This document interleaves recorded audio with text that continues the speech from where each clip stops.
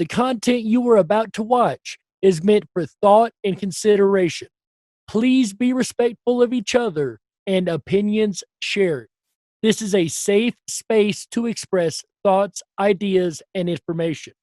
The views and opinions expressed by individuals in the following program do not necessarily reflect those of every speaker of the IMEC organization or its affiliates. P.S.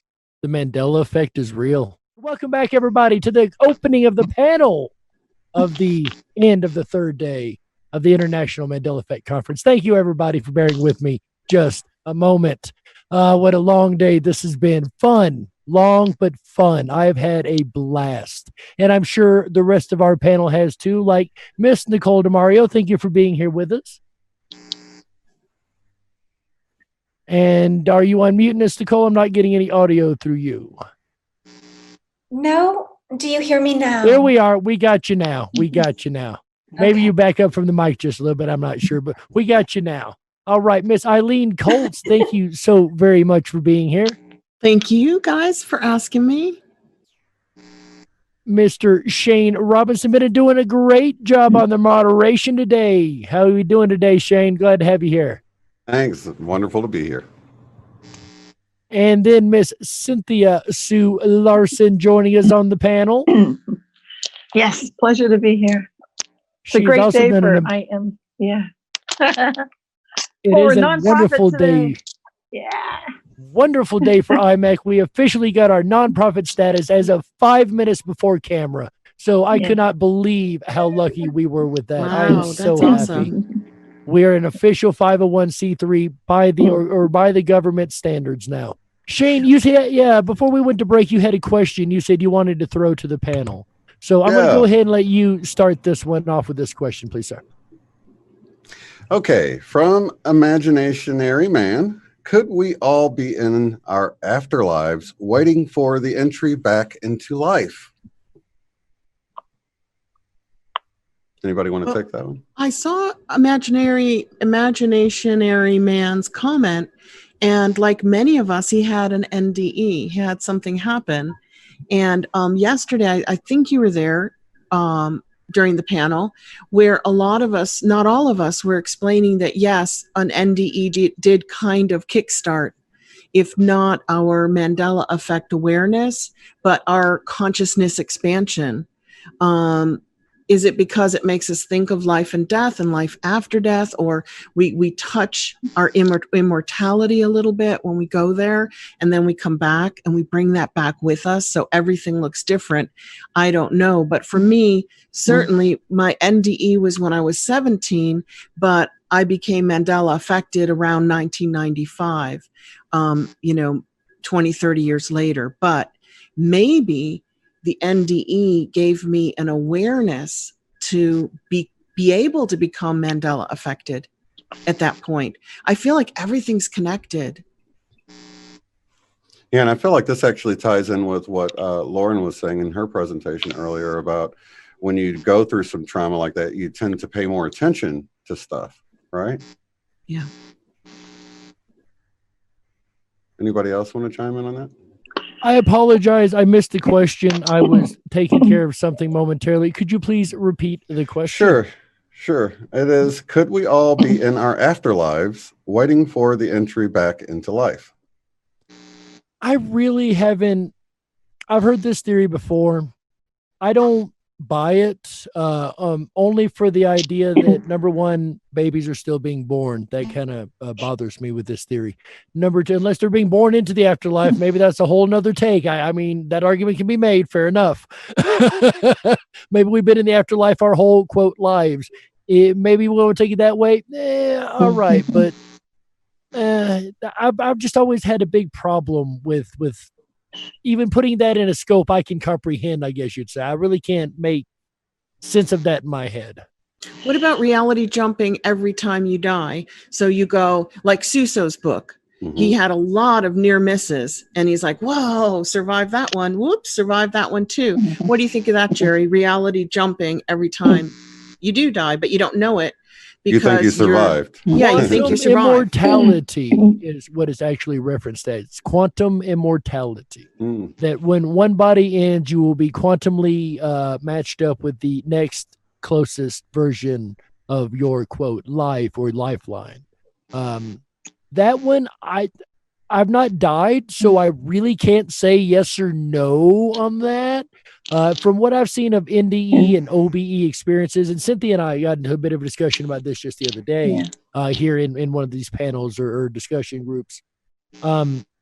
It very well could be another reality. The things they describe seems to be the same physical reality they came from, but what is to determine, that is and we learned that with Mandela effect. What is to determine we're in the same physical reality? As much as I have rallied against the idea of shifting timelines, everybody knows that's not my favorite theory per se, but the idea that we could be, it's science says, okay. Well, I do remember being in that kind of waiting period, and I loved it. It feels to me, well, from my experience, it was just like the best retreat, the best spa ever. It felt like being surrounded by so much love, and I did not want to be here in this lifetime. That's my experience. So I remember that in between stuff. I remember what it is to be waiting in the entry the backstage before life. Love it. Right. Love it, love it, love it. It's like the buffet with all of Dark Wolf's onion rings, everything you want, it's there. No argument about anything. But that's why I would say this is not that. I think I came in with that memory so that I can raise the vibe. That's what the angels basically told me, because it seems unfair to remember that. It's hard to remember that and come into this, Let me follow you up on that really quick, because I want to get to the whole panel, but let me just follow this up real quick. Do you think that's the reason the memory gets wiped? Absolutely. Glory absolutely. Because I was asking, why didn't you wipe my memory? And they said, you're meant to bring that up. You're supposed to remember it. The trouble is I'm sort of a, what do you call it? A flight risk, because I wanted to suicide at age 5. Once you know how good it is between lives, why would you be here? So that was the only small blip. That was the glitch, but I'm not going to suicide. I'm here. And because I've made that argument myself about the memory wipe is it could be, if we did, why would we even hang around? Nobody would want to. And that's an argument that I pretty much made exactly in my talk, is the consciousness or the spirit, or I would say they're one and the same. The conscious soul is what I would pretty much name that. And yes, I did just come up with that on the fly. But yeah, I would agree that it moves on to something else. What we know it to be, I don't know, but something. Anybody else? I had an experience, and it was like walls and ceiling and floor, and I was in a space with 120, 40 some other people, and one moment I was in that experience, and the next moment everything was incandescent molecules of energy just vibrating, and it was ecstatic and blissful. And what that felt like to me, what I was being shown was, we perceive table and wall and chair and people, but what if it's just perception? So it felt so delicious. It was so good. And then the next, moment I was back to wall, chair, and I was like, no, like buying into the story of the physical, right? And the perception of all of this stuff is real. So, yeah, that's my share. Thank you so much. We had one from MR that was actually kind of touched on. Jerry kind of went there on the backs of the last one about being in the afterlife. This one, when we feel or think we died or of a sickness or an accident, and etc., or an NDE, have we shifted to a different timeline each time? Which is basically, if anybody else wants to chime in any further, because that's exactly where Jerry went with it. That's very intuitive of you, Jerry. Psychic of you. Psychically went to the next question.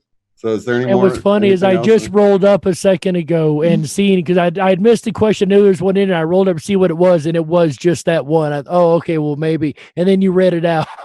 Well, speaking of, you know what else is amazing here is I don't know if Nicole got a chance to watch Lauren's presentation. Did you get to see that today? And I'm sorry. Well, that makes this more amazing because you just talked about a chair, right?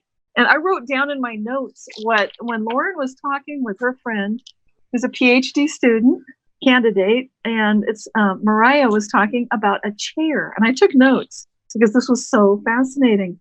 She was describing that a chair could be seen from the viewpoint of social constructionism, that a chair can be seen differently by someone of a different culture, that they would not think it was something to sit in, but they might think it's something to stand on. And I'm just bringing this up because talk about coincidences. Of all things, you're talking about a chair, might not even be there. And I'm like, oh my gosh, so cool. And there wasn't even in this experience, in the midst of it, there wasn't even a sense of physicality for me. It was just that beautiful sense of expansion and that which always is, like consciousness, beingness, isness. That's all there was in this incandescence, and just it was amazing. So yeah, it really so that's another way, another tool to look at things, like is that really here, to drop into that sense of that which is beyond. That's another thing I use if there's an experience that doesn't necessarily feel good. It can be contemplative or just like that. What is that which is beyond? And instantly I'm in that space where there's no arms or legs or face or so. That's cool. And Jerry, I don't know if you saw this, but Bill Knight asked a question that would be perfect for the panel. It was much earlier today. Should I go ahead and ask it, Jerry, or is that okay? I would say go ahead. I think we've all kind of went through that last question, said everything we'd like to add to it. So yeah, let's go ahead with the next question here, please. This is super cool. So for those that want back on the ME track, here we go. Do you think this timeline is the apex timeline, as many Mandela affected people seem to want to return to their old timeline, if it is a timeline? I'll start on that one because I know a lot of the opinions here are very similar, but not all identical. I don't really see timelines necessarily in a holographic universe that's multidimensional.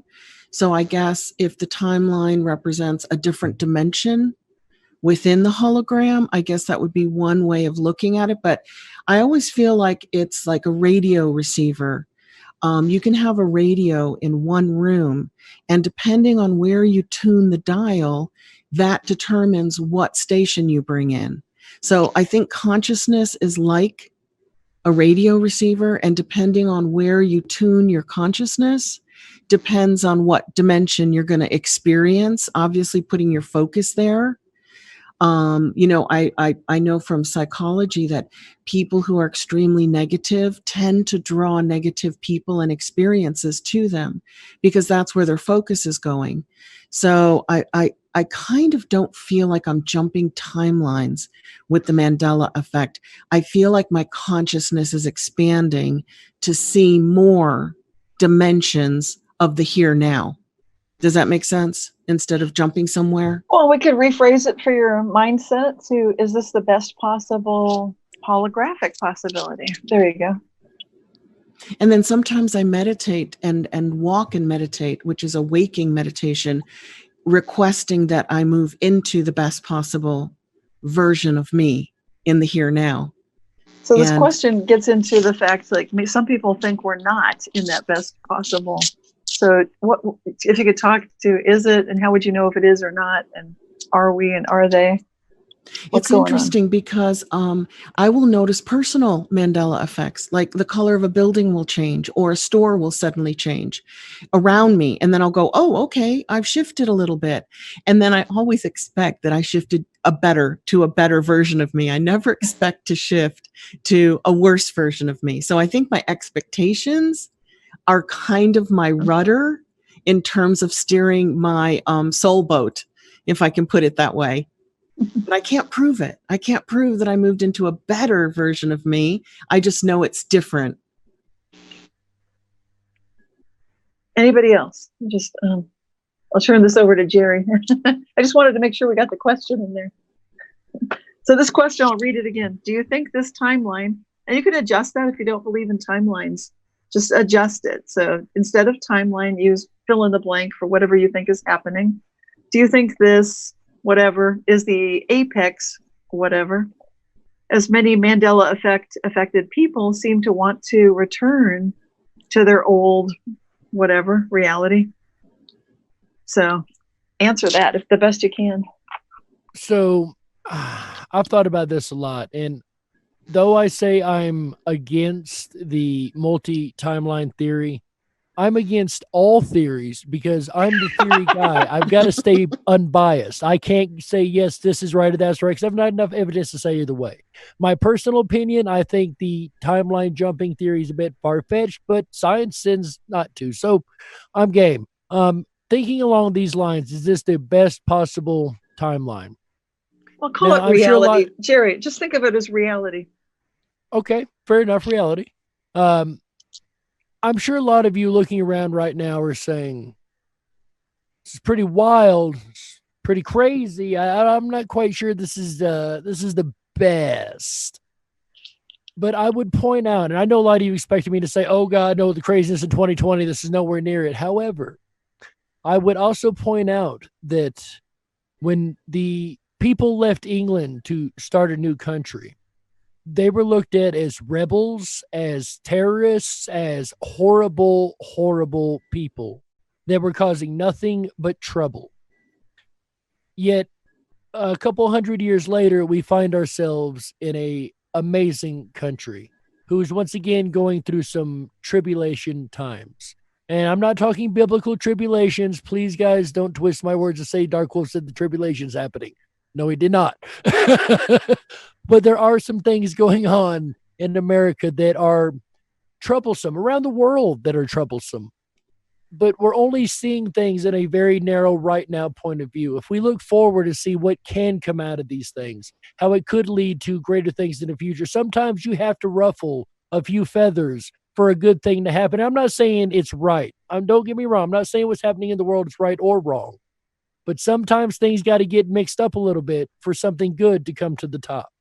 So it very well could be our best timeline or our best potential. Or we could even say we meditate and ask for our best potential every day, regardless of what timeline you're on. We ask for our own best, highest potential. Love it. All right. Anybody else want to answer that one? You could go for it, Shane. You want to take it on? How good can it get? I feel like it's exactly as it should be. You know me. So. Yeah. Okay. Robert Wood, thanks for this question. Wants to talk about blood types changing in this place. 0 O negative to O positive, for instance. Anybody have any experience? I'd like to say something about that because I know Bob, I know Robert, and we both have experiences of blood type changes.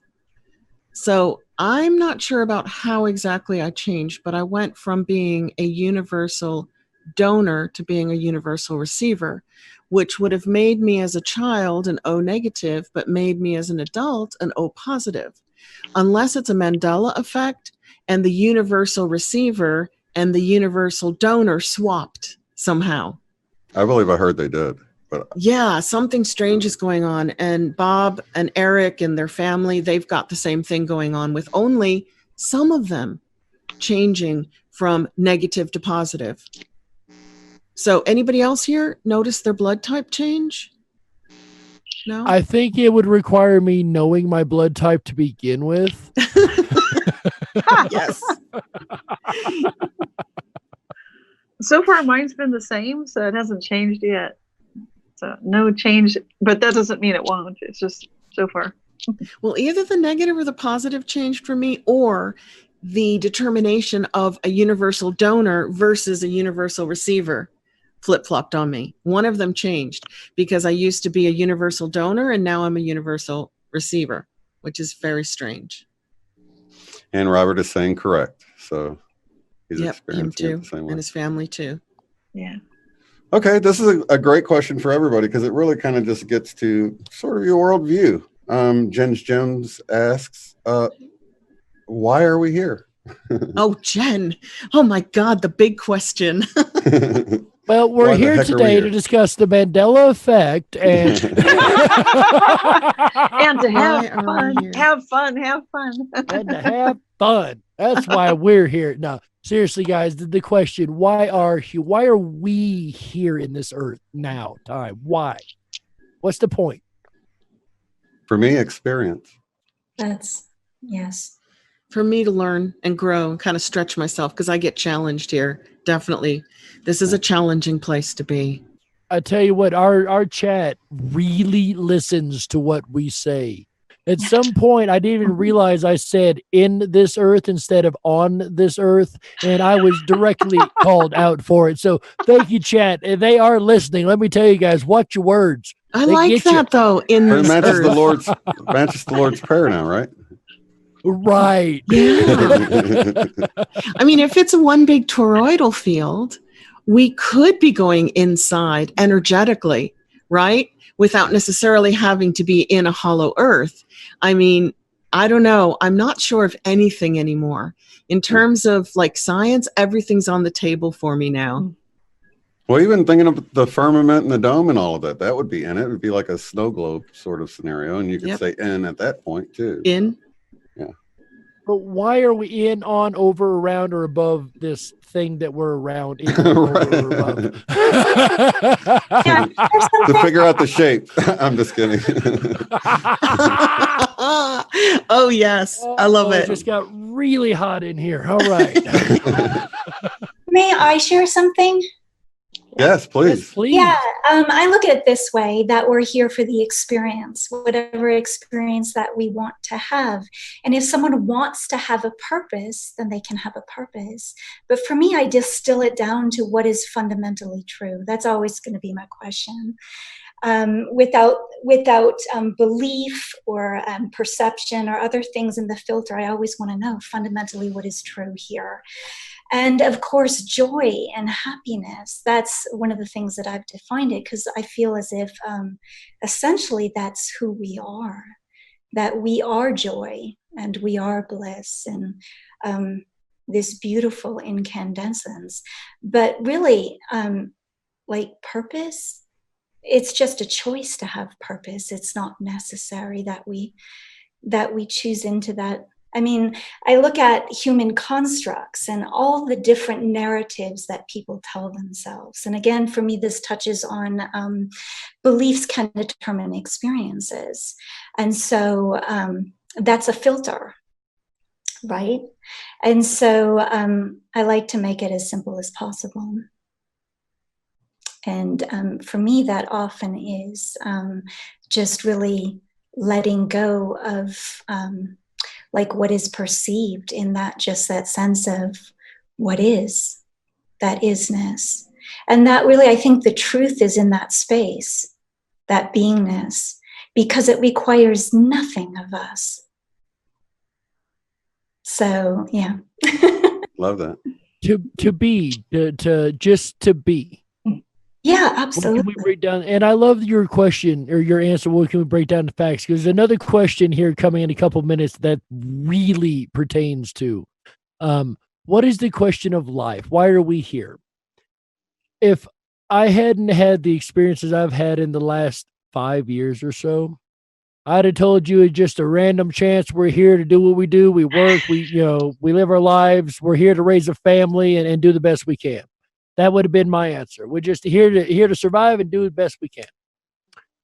In the last 5 years, since I found the Mandela effect, since I found the Mandela effect, my answer has seriously changed because I've seen things, even in all my years of paranormal research, I've seen things personally in the last 5 years that have made me question free will, reality, why are we here, what we are here to begin with, not why, but even what. how are we here? There's so much stuff I brought into question and had to think about. Good things, mind you, but it really brings in a lot of contemplations. When you start talking about multiple timelines, just the concept of moving between skins or timelines or however it works, like even trying to make that work in a theory, it brings in a lot of different things that I would have never considered before. So why are we here? Man, we just added a whole new level to this question, didn't we? With these findings of quantum physics and ideas that we can be multiple heres, and here may change every 10 minutes or who knows when.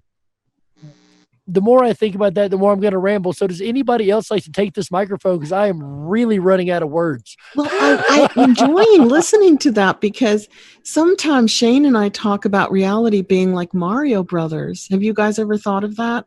Where you have unlimited lives, right? Every time Mario dies on you, boom, he pops right back. But he keeps popping back at the beginning until you figure that world out. And then when you finally figure out that whole world, you get to level up into a new world. But you know that there's at least 9 or 10 in front of you, and you're only on world 2. So it's like, does Mario explain to children the concept of reincarnation and learning at each level and each progressive, I don't know. I just thought I'd throw that out there. I love it. That's really deep. It's not against, if you look at a lot of video games, it's the same concept, and that did start pretty much with the Mario games like that. So, and also that what we were talking about the other day with, if you're not looking at it, does the moon disappear? In those games, you have to have a player actively involved in order to trigger the file that produces everything around in that world for that player. And when the players are gone, the computer gets to take a rest because of the law of, what is it when you conserve energy? Conservation of energy. There you yes, go. ma'am. Yeah. So, so that is actually the video game theory for those that don't know. It's a form of simulation theory. Right. And I actually like when I was talking to Cynthia yesterday, I think simulator theory is probably more in line with the pictures it conjures up, like you get in this thing that the fear of the death, it's real, but it's not a real threat at all. It's not a real danger, but it feels real. Well, I mean, to a point, death is real to the point we don't get to come back to the physical body. I mean, it's over for that game. Right. Totally, yeah. I mean, you can only do some things one time. I used to love that Tunes cartoon where Daffy swallows all that and blows up.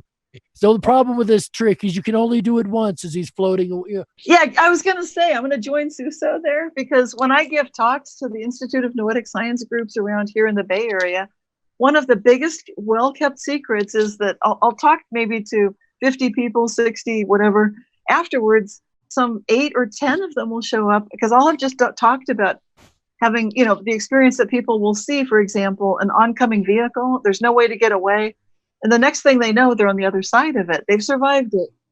I just get flooded with people after that talk telling me that they need to get it off their chest. I'm the first person they've ever told this to, but that exact same thing happened to them. Like 8 or 10 people. That's a huge percentage. Yeah, and so this is one of the best kept secrets. It's not just Suso.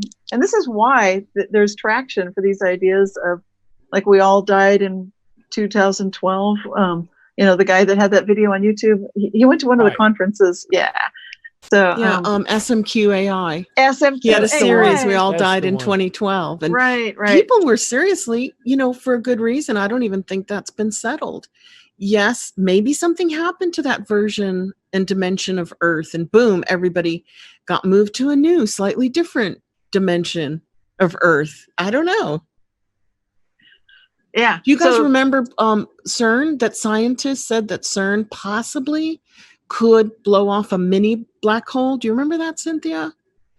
I remember that. But there have been so many things going on for so long. Humankind has been toying with stuff. They've been a danger to themselves and others for as long as humans have been around. Yeah. When they decided to blow up that thing they did back in the 40s, the scientists told them that there's a 50-50 chance you will destroy the entire atmosphere of the earth, and they went 50-50. Now let's do it. Flipped a coin. Flipped a coin that day, right? And that is kind of scary. Yes, it was Hawking who suggested that maybe a miniature black hole could escape. Luckily, this time Hawking was wrong, as we know. Maybe. Or we're in a black hole. Maybe he was right. And we or all we're shifted. in a black hole. Well, I want to go back to that question Bill Knight asked, because I didn't really answer it. So this is the one about, do you think we're in the best possible? It doesn't have to be timeline. Let's take a look at reality. I would say yes. And there's a philosopher I love who would back this up with philosophy. That's Nicholas Rescher. The book is Axiogenesis. He actually he starts with the question, why is there anything at all? Philosophers love to ponder such things. And he ends up very much going to this place, which sounds like how good can it get? Sounds like, what I love to talk about. It sounds like optimism, and it is. So it's the philosophy of this universe, this reality is so ridiculously unlikely that for whatever reason, it looks very clear that we absolutely are selecting for the best.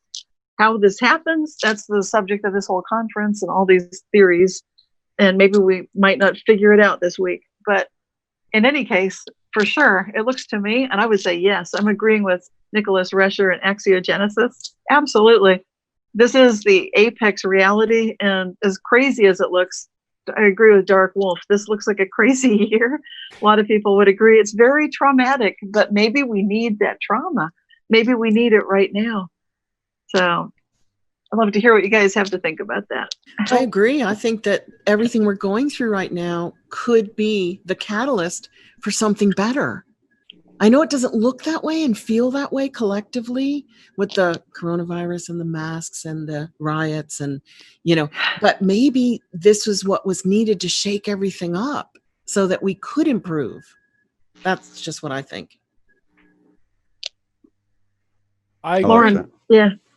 It brings stuff into question. Things like this really bring things to the forefront. Not this conference, to what's going on in the entire world, but yes. This conference too. And like Cynthia said, we may not figure it out this week, but we're going to give it a darn good shot. Next question. Let's see if I had one more here. Okay, this is one from Alex. Why is most residual residue and Mandela effect residue in English instead of other languages? Anyone?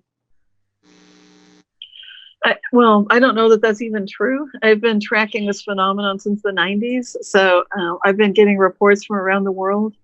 It's amazing that they report it to me because I'm only English speaking, but nevertheless, I've been getting reports from Denmark, from Africa, from Asia, from Pacific Islands, you name it, and France, just everywhere. So for some reason, it seems like it's taking off in English right now, but this phenomenon is huge in Brazil, it's huge in Europe, it's huge everywhere, and it's growing. So maybe it started in English, but you're going to find it everywhere. I also think that a lot of having lived overseas a lot in the Middle East, the West Indies, Europe, and America, that a lot of the movies that are watched and the music that's listened to is in English. So unfortunately in America, we're not watching as many Italian films and French films and German films. So we wouldn't notice the Mandela effects in them. And yet the English speaking Hollywood films are being watched in Germany and Brazil and Thailand, all over the place. So maybe people are noticing them more in those kinds of movies and songs. I don't know. That would be my guess. They're having epic Mandela effects in other countries with their own language, TV shows, radio, everything. Celebrities dying that we don't know about in that's great in our English culture and American culture, but it's happening everywhere. And I do report on that in Reality Shifters. That's and I report it every single month for more than 20 years. This is a lot of data. So you can go month by month by month and it'll show city, town, where it happened. So it's a huge body of data that's right there. And yeah, that's part of why I was doing that, because I figured at some point this will become important. Thank goodness. No, it is. Definitely. Well, I do know that there have been some Asians that have been in the chat during this event. I also happen to know that there is a person who has Peruvian family who has vouched for a couple Mandela effects in the Peruvian culture and the Spanish culture. I've also seen in the last year or so, especially, a large amount of Hindi videos on the topic. So it is getting more and more widespread across the country. Why is it mainly English? I don't know. Maybe we have a larger pop culture base and it just got noticed more here so in the beginning. I can only assume at this point. We did think it was just American based for a while in the beginning. You remember a lot of the theories asked, why is it just America? Why just English speaking countries? But I do want to clarify. this, He's talking about residue in English. Residue. well, residue requires the effect to be in English, generally speaking, I would assume. No, there's residue in other, like there's a Danish TV show and there's a scene where somebody was out on a balcony. It's very convoluted. It's long, but there's all kinds of residue. There's residue in Danish, right? You know, and other I've seen reverse, like French. The certain effects, like wording effects, will be the same in French in a movie, but it won't be in America. But it'll be the way we remember it. You know, different little things like that. So I have seen why. Maybe it didn't get grabbed in the sweep. We got to answer why they happen to really have any further answers, I would say. It's a good point. Okay, this comes from Eric Mill. Great question, by the way. And in fact, this might be a contender here. Do you think if the Mandela effect stops and we all experience the same reality, the social group complex will have reached consensus?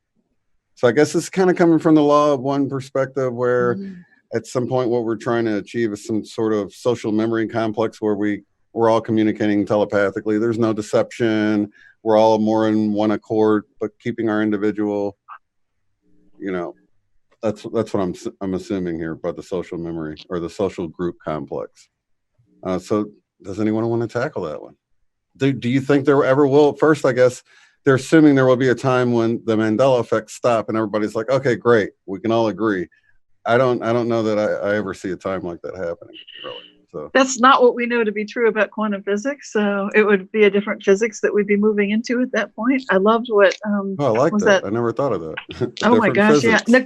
Well, Nicole said, I think it was Nicole, right? You said something Nicole, cool earlier. Yeah, DeMario. She was saying that the quantum physics of the science of the future is where you go with the quantum physics. So it's like it goes together. It's like the quantum evolves as we do, is what she said. I would agree with that.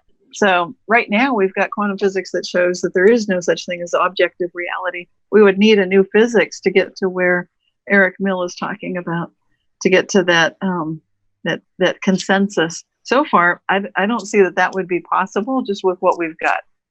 That doesn't mean it's impossible, because I am a proponent of how good can it get and axiogenesis and all that good stuff. So we're obviously going a few floors up, huh?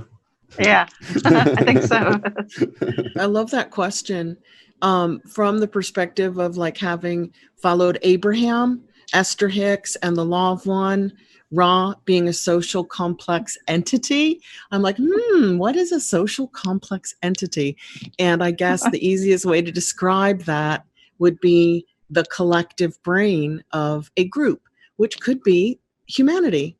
Like if Carl Jung is correct and there really is collective consciousness, I think there is. Whether or not all of collective consciousness will agree on anything, let alone everything, so that it can say, right, boom, we've done it. We all agree. This is reality. This is how it works. This is where we came from. This is where we're going. It's a fascinating idea, you know? That a species, you know, I mean, you look at how bees operate and ants operate, and they don't have to communicate. They communicate instantly, like one brain. So I just love that question. I think you could write a really good sci-fi story out of it, or, you know, like a Philip K. Dick short story out of that. Mm-hmm. So I got two things. Number one, I want to make it very clear right now. I've said this on camera before. If not, I have now. I am not related to Abraham and Esther Hicks to the best of my knowledge.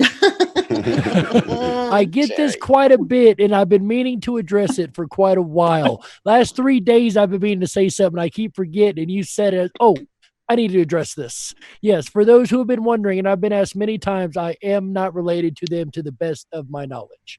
I am a separate line of Hickses. Now, I could be wrong. I could go to the family reunion next year, and they could be standing there. Who knows? But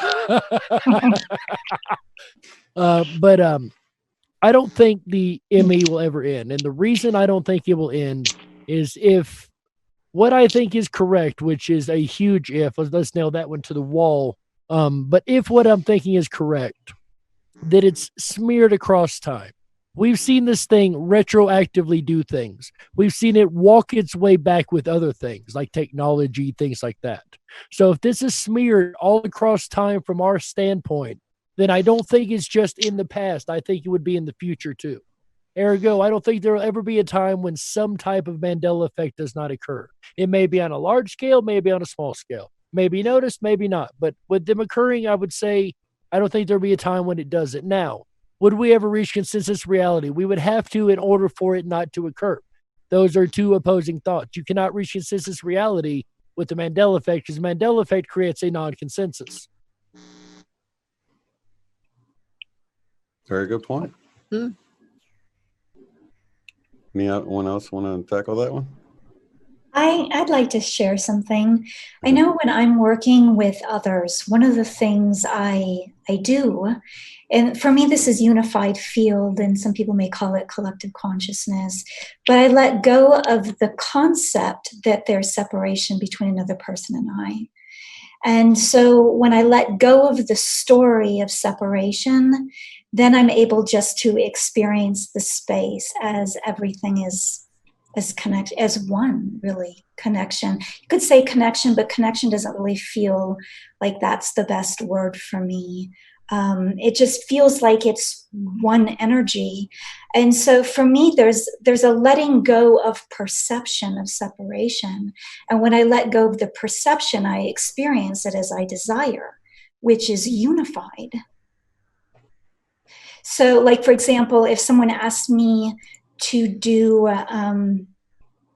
like a healing or some such thing like that, and they're in Sweden or something, I let go of the concepts of time and space, and the energy is just there. It's just, yeah. So I think for me, it's about using my mind to let go of these acculturations, these things we have led to believe as true, unexamined. So, yeah. Beautiful. Does anybody else want to chime in? That just reminds me of the chair again. It reminds me of entanglement. And one of my favorite physicists talks about how if you see, I keep bringing up the chair because I can't believe it came up twice in Lauren's talk and then also what Nicole was saying. But this physicist said if you see half of a chair and it's obscured behind something like the wall or the corner or a door or something, we assume that the rest of the chair is there. And we make that assumption instead of assuming it's smeared over all possibility in a wave function of all energy. And that would be because of entanglement. So it's what Nicole is talking about really gets into the heart of really experiencing each other in the energy state and knowing that when you come back into reality, it's going to be okay. So I love that. I'm just riffing on that. Awesome. Let's see. Wasted Millennium asked the question, why does Have You Noticed Originals change when bootlegs doesn't? I'm not sure I understand this one. Even branches of a certain thing does not I understand change when this. Okay. I understand this question. Let me go ahead and rephrase this in a lot better form. No offense to the questioner. I get what you're trying to ask. And sometimes even I'm sitting there trying to ask a question, go, how in the world am I going to word this to make it make sense? Yeah, we've all been there. That's for sure. So, yeah, no offense to you. We appreciate the question very much. The question is, when there's a Mandela effect change, the main place we find residue is in parodies or bootlegs, knockoff versions of something, is where we find a lot of our residue. Why would that be the case? I would just go back to what I said about human consciousness. I think whenever you insert human consciousness into the equation, residue is created. So when somebody goes to create a who's the exercising guy, Richard Simmons outfit, Yeah. they think in their mind, oh, that's the dude with the headband, and they go and they create this outfit from their memory, and it's residue. They take a picture, and then we find it on the internet, and we're like, look, we're not the only ones that remember Richard Simmons with a headband or whatever it is. Tattoos is a good one. Anytime there's like artistic influence, intuitive consciousness, it seems to create residue. It's when we work from memory, is what you're saying. Yeah. Mm-hmm. When I first heard that question, I was thinking like original and bootleg of music, which that's what I was wondering. And that would not make sense, because then, like, if it's a recording and it's a copy of that recording, it would probably still be the same. Usually, all those things change together. Yeah.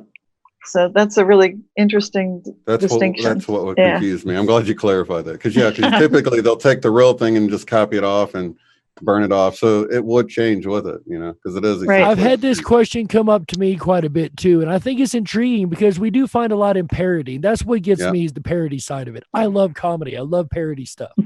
So it is finding a lot of the residue in there, and what it is, I think, is it just gets missed. Whatever the reality is cleaning up misses these little things, like in a parody. They wouldn't look to it. Assume, okay, now you guys in the chat, I'm not talking about an AI running reality. Let's be clear here. I'm talking about reality itself being an entity in and of itself. And okay, these are crazy theories. Bear with me. I know what I'm trying to say. Basically, there's a cleanup job that's done when there's a change. It's hard to find the evidence of what we remember, especially during a flip-flop. That's the best cleanup job the ME does. But somehow it misses certain things. It misses parodies. It misses jokes. It misses things with our consciousness in it. And I'm wondering if the consciousness, and I've thought about this before, like with your Denmark map, Shane, I'm wondering if the consciousness itself doesn't really play a large role. A lot of the evidence we find is hand-drawn stuff or handwritten or hand-colored stuff. So you could very well be onto something with the idea that consciousness itself. Now, the argument can be made consciousness went into the original creation of the first product. So, I agree. I've noticed that too, Jerry, that, do you remember that picture, Shane, you've shown it many times, of like a girls' football team, meaning soccer, posing in front of the thinker statue, and they're all like this, but behind them, the thinker statue has changed to this. So my theory is I keep bumping into things like that. It looks like the Mandela effect cannot interfere with the sovereignty of the human being. So it couldn't change all those people's poses from that day, but it could change the statue. And the statue is not a sovereign living consciousness, like you said, Jerry. It has something to do with consciousness. And when it is an extension of your consciousness, as in a photo of you, it seems to have a hard time changing that. Do you guys find that too? That it's more like the artwork changes, the song changes, which is just the recording. It's not the person, right? Right. Yeah, it's an interesting concept. That anybody else? That photograph is great. You guys have all seen it, right? Have you seen it? Which one? The one with like 12 young women posing in front of the thinker statue. Oh, but they're doing this pose, all of them still today, while the thinker's doing this. And to the best of my knowledge, that was never a pop culture or social joke at any time. We talked in front of the thinker instead of. Shane did cover that earlier today, and he talked about how there's like now we've gone into the knuckle biting phase. That's hilarious. And the question has come up: how would that cover? And I was thinking this myself. So the fact it came up in chat, I'm going to go ahead and say it. How would this cover body changes? Because that's consciousness. So how would what cover the body changes? Residue is the consciousness. The reason it sticks around is the consciousness. Why do we find our body changes? Our consciousness is literally within our body per se, if you will, or connected to our body. How you're trying to connect it? I don't understand with the residue thing. Maybe. Okay, so the idea here, Cynthia, is the only residue that would stick around would be something that conscious energy has been put in.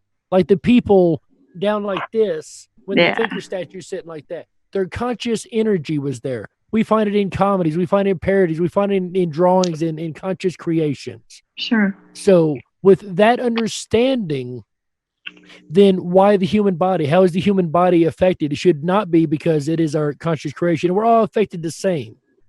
We all have the kidneys in the wrong place. We all have the heart in the wrong place.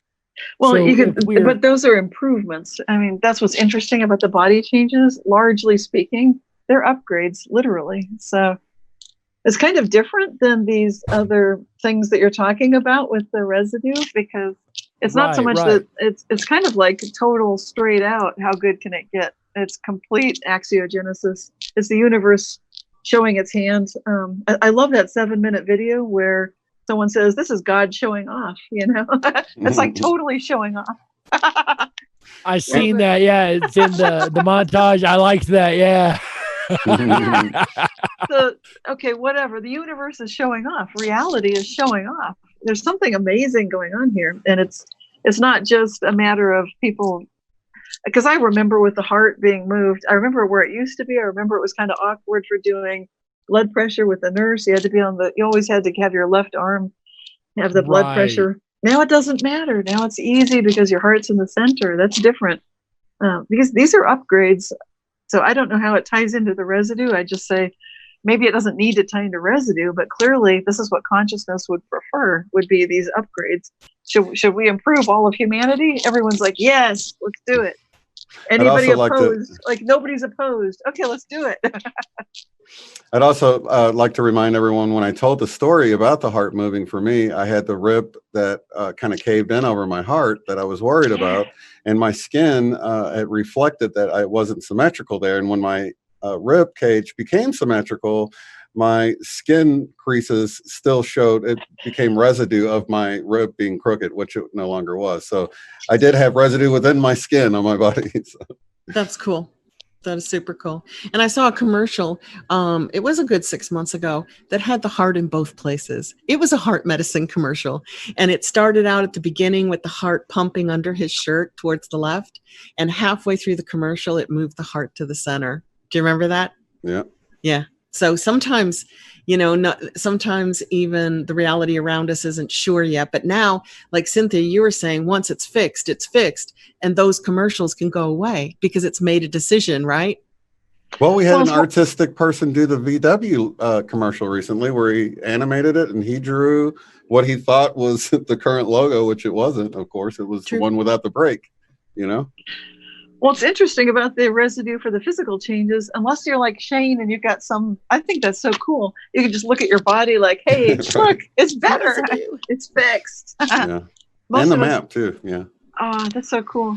A lot of us don't have that kind of evidence to look to and refer and really get confident that this is actually happening. All we've got is our memory. And that can be disorienting and frustrating for most people. So I think I needed the Aleph branch. I'm just too left brain, to be honest with you. It was just purposefully done that way to help me through my issues, That's cool. Because there's no other reason to have skin folds like that. It makes no sense. Exactly. Yeah. Yep. Yeah. Sorry about that. We got about 5 minutes left. I got one more question I would like to throw in here. I like this question because we talk about this in the backstage sometimes, and it's one of those really kind of controversial topic points. So, Orphan Red asks, is it harmful to those seeking truth about ME to wrap it in speculation about timelines and quantum shifts? Should we have more research evidence-based theories, not present theories as truth? And I personally try not to present theories as truth, but a lot of people will go up to you and say, yeah, we're jumping timelines, and we'll stand on that. So do you think that's dangerous and we should have more research evidence-based stuff, or do you think it's good to speculate like we do, a little more open and out of the box? Anybody? Well, I don't know if I'd use the word speculate, but maybe people think of philosophers as speculating, but I love philosophy because it really starts with the whole idea of what is actually reality, what is happening. And that's where all the best science begins, is with philosophy, starting with just amazing philosophers for thousands of years, not just in any one culture either. And philosophy is just thinking. It's going after what Nicole's talking about, wisdom, seeking truth. And when you do that, then that's a fabulous way to begin. It's not time wasted. It's not wheels spun. It's actually asking good questions, which I like to emphasize is what I feel our organization is about. International Mandela Effect Conference. It's really about asking these good questions, whatever your questions might be. See where they take you. So I would advocate in favor of asking good questions, the ones that make sense to you, that feel right, that bring you joy. This is like Marie Kondo with clearing your space. It's like clear your mental space. Focus on the questions that bring you joy. Go to the places that make sense for you. And let's create our own reality in the best way possible. And I know Moneybags would agree with that too. He's here in spirit with us. Like, let's create our best reality.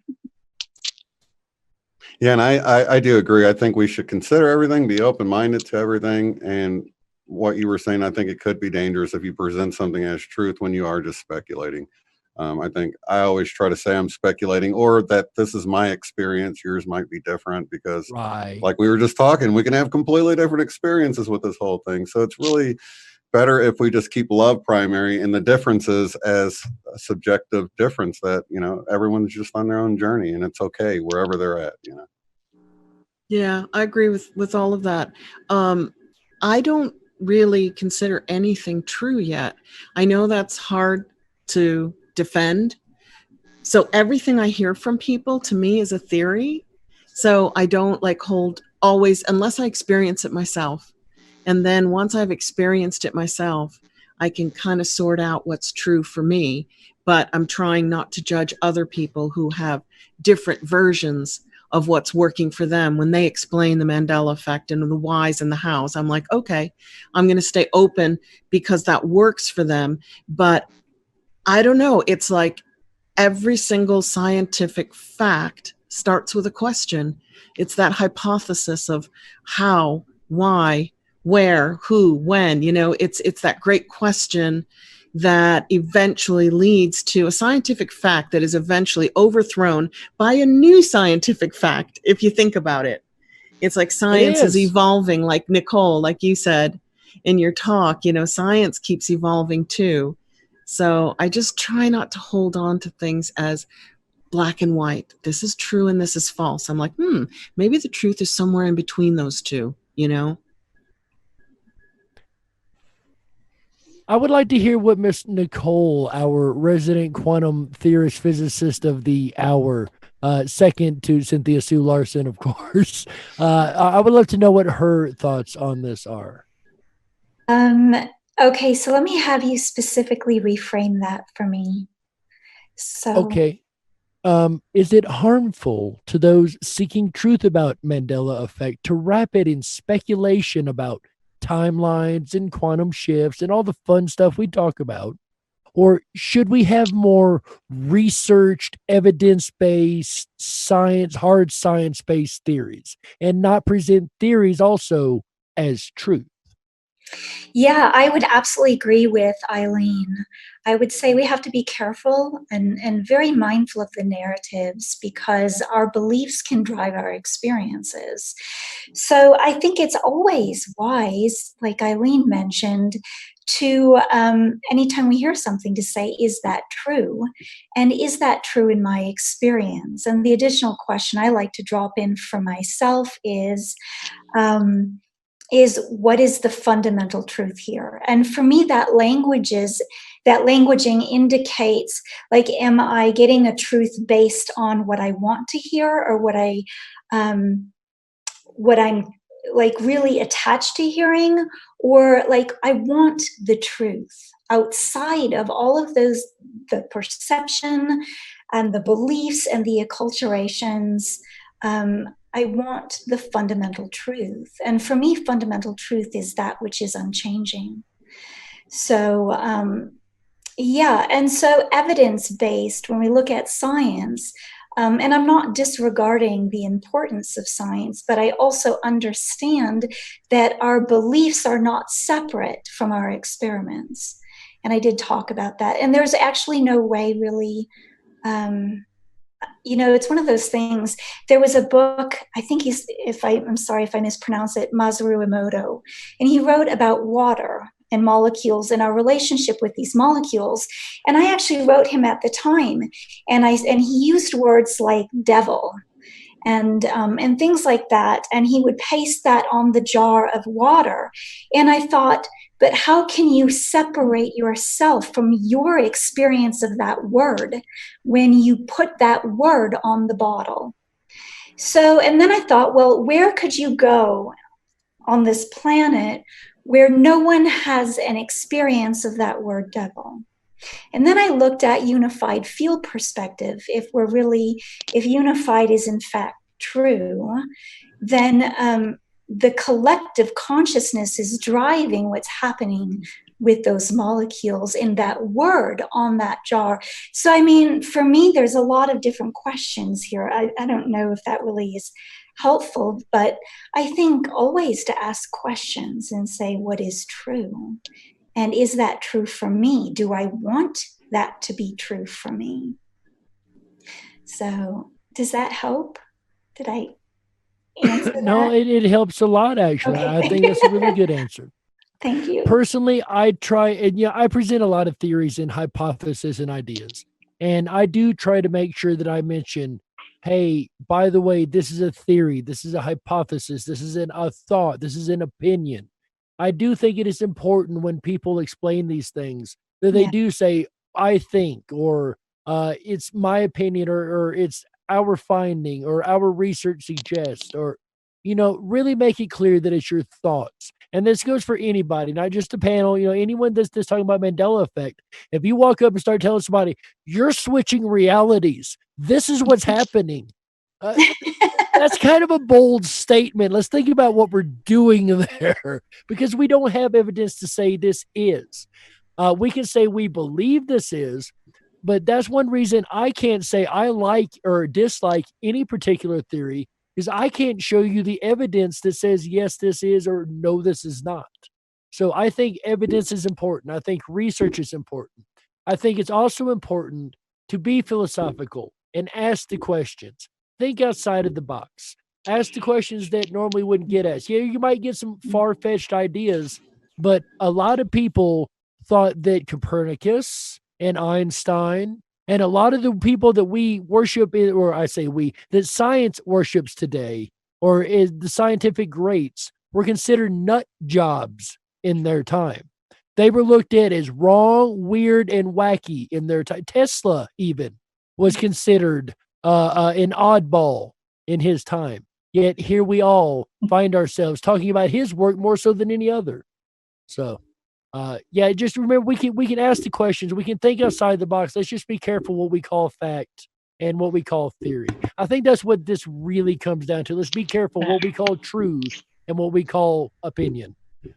Yeah, definitely. Perfect. So, I did want to mention before we call it a night. Yes, sir. Yes, sir. Lauren's website is up. The survey's ready to go. So we want to invite everybody to go over there and take the Mandela Effect survey. Help us collect some data. And that's research. real science. Real science. Real science, yeah. Yeah.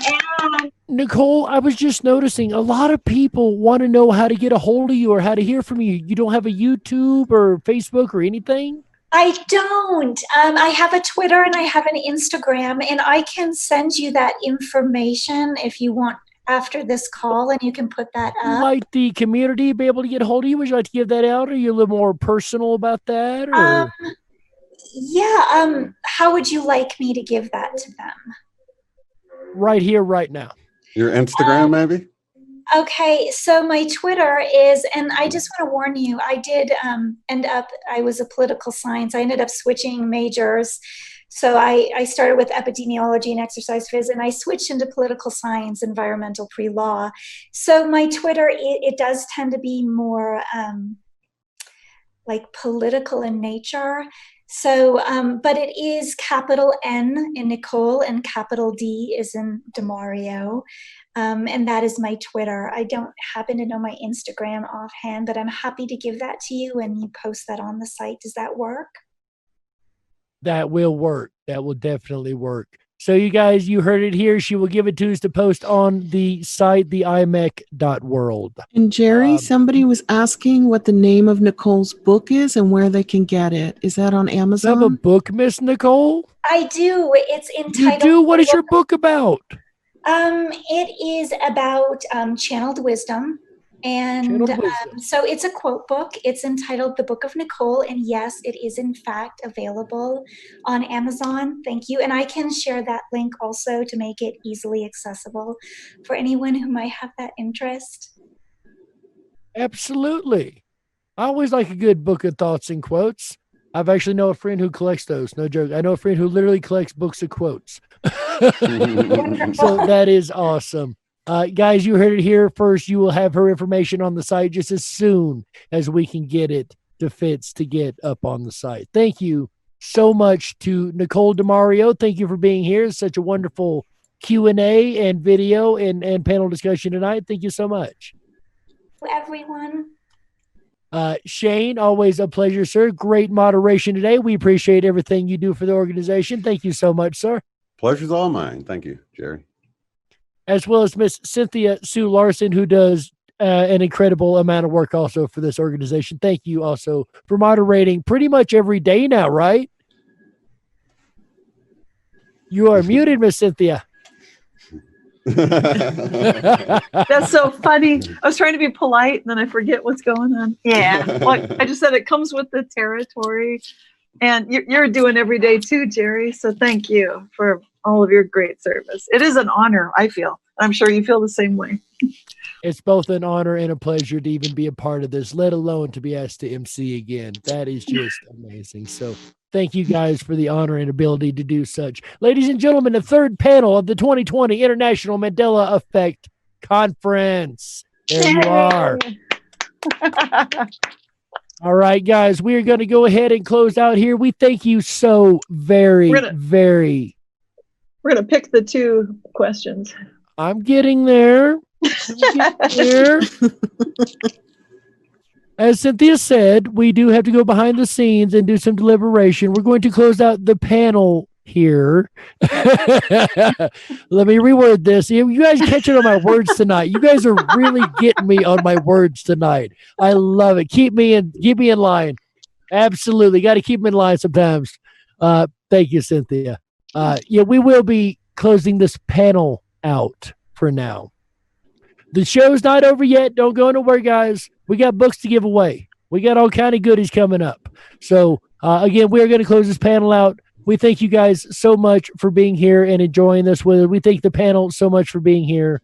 And we will be taking a short break I'm not even going to pretend I know how it's going to take. There's some great questions today. So we got a short break to discuss how many or who's going to get these books and what questions wins. And we will be right back. Bye, everybody. Bye. Thank you. And welcome back, everybody, to the final segment of today's broadcast. We have our winners. Guys, we have our winners for today. I hope you guys are excited. I know I am. Today's winners. Guys, let me tell you, these questions you guys have been bringing in, this is what I love to see. This is one amazing thing about this meeting and this conference. You guys come up with so many brilliant questions. Don't let anybody say the Mandela Effect community are unsmart people. You guys have given questions that even made me scratch my head, and I like to think I'm a pretty smart dude. So the winners for today's question giveaway, and we will be giving away a copy of Reality Shifts When Consciousness Changes the Physical World. Cynthia Sue Larson. The winners are Imaginationary Man, who also called me out on my In Earth, by the way. He was really listening in there. Totally had a lot of great questions the last couple days. He finally wanted his question about the unaffected being the mentally ill and us being the non-mentally ill, which I got to say, I like the viewpoint. So congratulations. you have won a copy of Cynthia's book, Imaginationary Man. Way to go. Also, Morris, you have won a copy of Cynthia Sue Larson's Reality Shifts book. Your question about, or your two-part question, as a matter of fact, about deja vu. So we thank you, sir, and appreciate the questions. And we appreciate everybody's questions today. A lot of amazing, amazing questions came in. Like, how many licks does it take to get to the center side of a Dark Wolf onion ring by Dark Slayer over here? Not the most advanced question of the day, but there were a whole lot more that came in. There were a lot more top level. Seriously, guys, you guys have really put a lot of thought into these, and I can tell. It is absolutely amazing what you guys have come up with. You've stumped us more than once. I think you're out there playing the game Stump the Panel, and I think a couple of you are like texting back and forth. How are we going to do this? Because you guys are good. You're good. You're good. You know who else is good? The people who have put together this entire program for you guys. 3 days we are in now, the end of the third day. We went strong almost 8 hours a day, every day, and we could not have done it without the incredible IMEC organization and its board members like the president, Cynthia Sue Larson, the vice president, Christopher Anatra, the treasurer, your very own Mr. Jerry the Dark Wolf Hicks. You've got Miss Lauren Cannell Pavelka, who sits on the board, as well as Mr. Shane Robinson, the one we like to call the heart of the IMEC organization. And then we've got the consultant, Miss Kimberly Lynn Hansen. We've got the video production crew, Frontline Productions, does an amazing job for us, guys. As well as our webmaster, Fitz, who does the best job that I can say from a webmaster. Every request I've ever made of him, he's done it. Guys, we have some information coming up about tomorrow you're not going to want to miss. Stick around a couple more minutes. Promise, it's worth it. We got some cool stuff coming up tomorrow, guys. We got Ladies Night in IMEC. That's right. We're going to find out about that in just a moment. We got Ladies Night coming up in IMEC. Stick around for more details momentarily. But first, the reason we're able to do the Ladies Night in IMEC and the reason we're able to do all of this for you guys is thanks to our wonderful and amazing sponsors like the Conscious Life News, the Rippin' Common Sense Radio Network. So, you know, Rippin' Rabbit here in chat every day. It has been so awesome to have you hanging out with us. Absolutely amazing. I've also got my radio show tomorrow night, guys, after our session tomorrow over on Rippin' Common Sense Radio. Dream Vision 7 Radio Network. Thank you so much for the help you've given us this year as a sponsor. We appreciate you being a sponsor of IMEC. Higher Journeys with Alexis Brooks. We appreciate you so very much. As well as the Kingdom of Nye Radio Network. I just love growling that R on the radio, right? Sorry, guys. I got to have some fun every now and again. Super chats, guys. You guys have thrown the super chats out left, right, center, and then some. And we appreciate it so, so greatly. We've got Earth Daughter. We've got Feminem, Melinda Iverson in Propagate This Light, Dark Slayer 1, Victoria Macris, Esteban Herdez, Eric Mill, Nicola Simpson, Otsuko Ushida, and apparently I am saying the name right. They confirmed it in chat for me, so thank you. I appreciate that, Otsuko Ushida. Jacqueline Klein, as well as Moneybags73 and Jerry the Dark Wolf Hicks. Thank you all of these folks for donating to our super chat and our organization. As we had just found out today, huge news that we are an official 501c3 organization. We have been a pending status until today. So we just found out 5 minutes before we came live today that we are an official 501c3 organization. Tomorrow, guys, you do not want to go anywhere. You want to be glued to your seat the entire time. Why? Oh, let me tell you why, by goodness. We have a show tomorrow you're not going to want to miss. We have the ladies of IMEC. That's right. In the morning, we're going to hear from Miss Cynthia Sue Larson, I do believe. Let me check the schedule here, make sure I'm right. Yes, I'm right. We're going to hear from Miss Cynthia Sue Larson about the voyage of the Mandela effect. Then we're going to hear from Miss Jan Ingalls Smith about the universe that we inhabit. And then the evening session, guys, if you've ever seen The View, we're going to have our own very own IMEC version of The View with the ladies of IMEC. That's right. Tomorrow will be all the ladies of IMEC. I might pop my little wolf head in here every now and again and do a couple announcements and introductions. But tomorrow's the women of IMEC, ladies and gentlemen. I hope you enjoy. So until tomorrow, and tomorrow morning nonetheless, ladies and gentlemen, on behalf of the IMEC organization, our affiliates, our sponsors, and everybody involved, I thank you from the bottom of my heart. I am Jerry Hicks, also known as the Dark Wolf.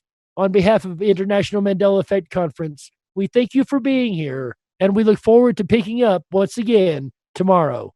And that, ladies and gentlemen, is all she wrote. See you tomorrow.